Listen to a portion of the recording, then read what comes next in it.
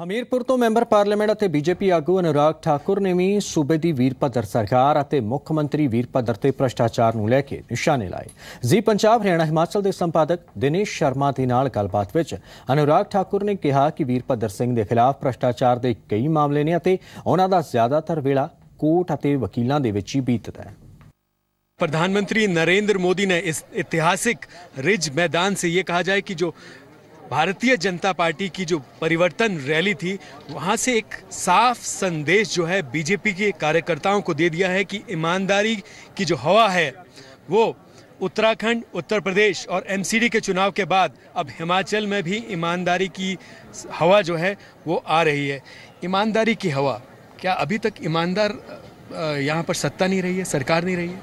देखिए, जिस प्रदेश के मुख्यमंत्री के ऊपर भ्रष्टाचार के गंभीर आरोप लगे हों, सीबीआई ने चार्जशीट दायर फाइल की हो, ईडी ने की हो जी, और वहाँ पर उनको बार बार पूछताछ के लिए बुलाया जाए, जिस प्रदेश के मुख्यमंत्री का अधिकतर समय कोर्ट केसेस और अपने वकीलों में बीते, जो अपने प्रदेश की राजधानी में ही पीने का पानी स्वस्थ साफ न उपलब्ध करवा पाएँ, जहाँ पर सड़क दुर्घटना में 45 लोग मरते वहाँ ना पहुँच पाएँ, केंद्र की योजनाओं को यहाँ पर लागू ना करवा पाएँ, हज़ारों करोड़ रुपए की परियोजनाएं आई लेकिन 5 रुपए भी खर्च ना करवा पाएँ, तो इससे स्पष्ट संकेत जाता है कि एक बेईमान सरकार।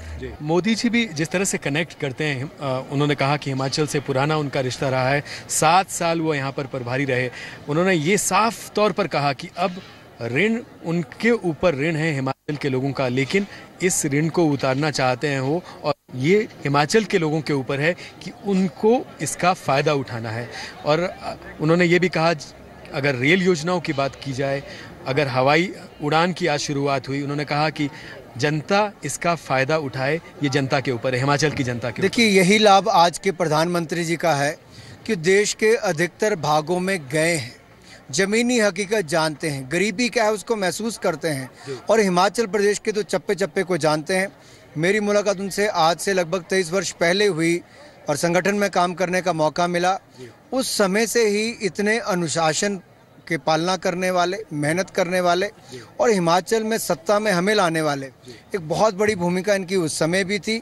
और आज उनका यहाँ आकर लोगों से मिलना और अपनी भाषा में उनको एक बात कहनी, आपने देखा नहीं, शायद लोग बड़े भावुक भी हो गए थे। प्रधानमंत्री नरेंद्र मोदी ने संदेश दे दिया है, मिशन 50+ सामने लिखा है परिवर्तन रैली, लेकिन आप लोग कह रहे हैं कि अब मिशन जो है बदल गया है, मिशन 60+ है। क्या ये नरेंद्र मोदी जी का जादू है? आपको उम्मीद है कि उनका जादू चलेगा और मिशन जो है 60+ होगा? अगर आप उत्तर प्रदेश में 325 और उत्तराखंड में 57 सीटें 70 में से जीते हैं और वहाँ के मुख्यमंत्री भी 2 सीटों पर चुनाव हारे हैं और 2/3 बहुमत जब आप हर तरफ जीत रहे हैं, तो हिमाचल पीछे क्यों रहेगा? हिमाचल तो उन राज्यों में से जहां पर भाजपा की सरकार पहले 4 बार बन चुकी है। 10 वर्ष प्रेम कुमार धूमल जी, 5 वर्ष शांता कुमार जी मुख्यमंत्री रहे और इस बार मुझे पूर्ण विश्वास है कि हिमाचल 50 तक नहीं रुकेगा, हिमाचल 60+ जाएगा। अनुराग जी, मौजूदा जो मुख्यमंत्री हैं वीरभद्र सिंह, वो कहते हैं कि उनकी जो मुश्किलें हैं, या इन्वेस्टिगेटिव एजेंसीज़ की बात की जाए, इन्फोर्समेंट डायरेक्टरेट हो, सीबीआई हो, दिक्कतें उनकी जो हैं वो आपकी वजह से हैं, प्रेम कुमार धूमल जी की वजह से है, एनडीए सरकार की वजह से है, प्रधानमंत्री नरेंद्र मोदी की वजह से है। उन्होंने एजेंसीज उनके पीछे लगा रखी हैं, इसीलिए उनको काम नहीं करने दिया गया। अगर भ्रष्टाचार वो अपने मुख्यमंत्री के कार्यकाल में और स्टील मंत्री के कार्यकाल में करें, मनमोहन सिंह जी उनको अपनी कैबिनेट से बाहर का रास्ता दिखा दें, कार्रवाई सीबीआई की मनमोहन सिंह जी की सरकार के समय शुरू हो जाए, तो हमने इसमें क्या किया है? ये तो कार्रवाई चल रही है और हमने हटाना होता तो हम पहले दिन आकर हटा देते हैं। हम 3 साल का इंतजार क्यों करते?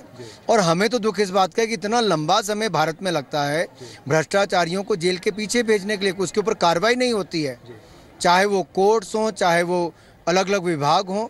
जिन लोगों के ऊपर कार्रवाई आज से 4.5 वर्ष पूर्व होनी चाहिए थी, आज 4.5 वर्षों के बाद भी नहीं हो पा रही है। दुख तो इस बात का है, इसका खामियाजा भुगता है तो प्रदेश की जनता ने, और प्रदेश अब और खामियाजा नहीं भुगतना चाहती है। आखिरी सवाल, अगर भारतीय जनता पार्टी की सरकार आती है हिमाचल में आगामी विधानसभा चुनाव में, तो एक ईमानदार सरकार, साफ सुथरी सरकार, इसका वादा, इसकी प्रॉमिस जो है वो भारतीय जनता पार्टी करती है? देखिए, आपने कई जगह देखा होगा जिस तरह से हमारी सरकार ने कार्रवाई की है, 3 वर्ष में हमारी केंद्र की सरकार के किसी व्यक्ति के ऊपर 1 रुपए का आरोप तक नहीं लग पाया, कोई उंगली भी नहीं कर पाया कि मोदी सरकार में किसी ने भ्रष्टाचार किया हो।